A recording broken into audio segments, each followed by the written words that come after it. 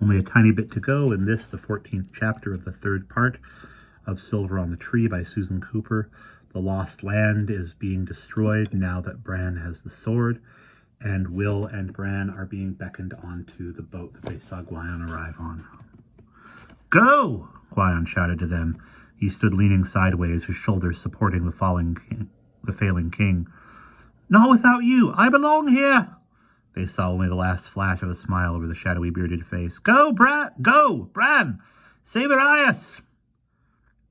And the words hit Bran like a spur, and he seized Will and leapt with him into the boat, tossing an arm's length away.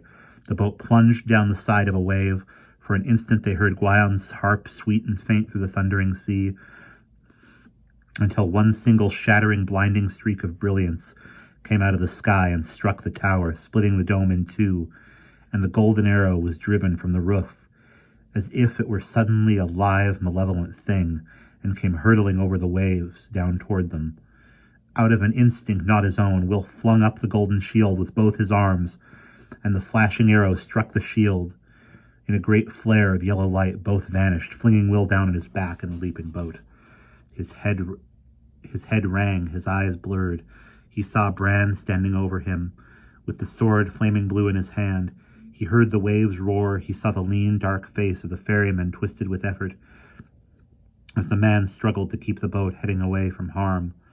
The world tossed and roared in a dark, endless turmoil, with no count of time passing, and then there was a lurch so violent that Will lost all consciousness, and when he opened his eyes, he was in a world of gray light and soft sound, the gentle murmuring of small waves on a beach, and he and Bran were lying on a long stretch of sand in a clear morning,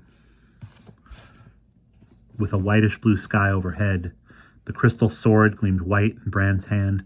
The scabbard lay at his side. The great beach reached far before them into an estuary of the River Duffy. Green sand hills glimmered at its far edge, and beyond, over the mountains and the gray roofs, the Aberduffy came the first golden edge of the rising sun. And that is the end of chapter 15, and it is the end of the third part of Silver on the Tree.